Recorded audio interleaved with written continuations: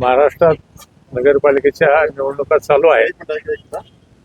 पूर्ण नगरपालिकेच्या निवडणुका एकत्र घेऊन एकाच तारखेला मतदान आणि एकाच तारखेला डिसिजन असा हा प्रोग्राम होता.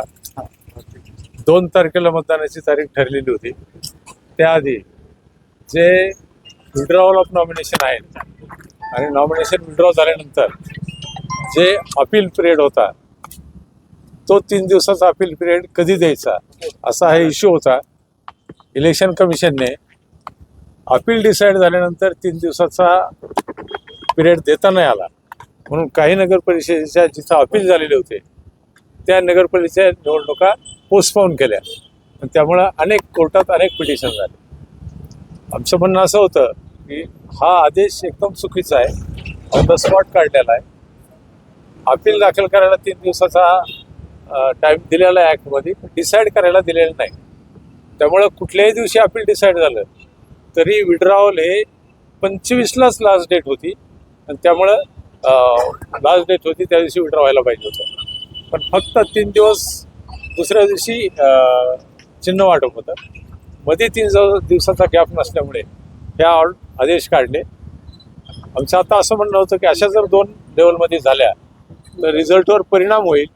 शेवटी आज कोर्टनी जवळपास पिटिशन अलाउज केले पण डिस्पोज ऑफ म्हटलं आणि असं डायरेक्शन दिलं की पूर्ण इलेक्शन जरी 2 फेजमध्ये झाल्या तर काउंटिंग आणि रिझल्ट हा शेवटी एकाच दिवशी होईल, म्हणजे 21 तारखेला किंवा त्यांना जी तारीख आहे त्याप्रमाणे. कोर्टने असंही ऑब्झर्व केलं की अशा प्रकारचे आदेश काढून निवडणूक आयोगाने खरं म्हणजे तो गोंधळच केलेला आहे आणि कोर्टने असेही डायरेक्शन दिले अशी प्रकार पुन्हा घडू नयेत म्हणून 10 आठवड्याच्या आत नियम रूल्स फ्रेम करावे आणि त्या प्रकारे नियम फ्रेम करण्यासाठी 6 आठवड्याचा अवधी दिला होता पण इलेक्शन कमिशनच्या वकिलांनी तो 10 आठवड्याचा करून घेतला. अशा प्रकारे डायरेक्शन दिलेले आहेत. त्यामुळे आज जरी इलेक्शन झाली उद्या काउंटिंग होणार नाही. पुढच्या इलेक्शन 20ला होतील त्यानंतरच पूर्ण काउंटिंग आणि रिझल्ट होईल असं मान्य न्यायालयाचं. एक्झिट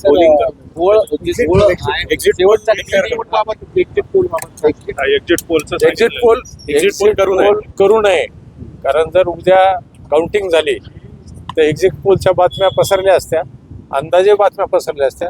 म्हणून मान्य न्यायालयाने अशी काळजी घेतली इव्हन एक्झिट पोल करू नका म्हणून काउंटिंग नको, दोन्ही काउंटिंग एकाच दिवशी होतील. शेवटच्या क्षणी जो गोळ केला त्याच्यावर पण बोट ठेवलेला आहे, बोट ठेवलेलं आहे, ताशेरे मारलेले आहेत. पण आता ऑर्डर हातात आल्यावरच ते कळेल. ऑपरेटिव्ह पार्टमध्ये फक्त कोर्टने एवढंच म्हटलं की कोर्टने नाराजी व्यक्त केली. ठीक आहे.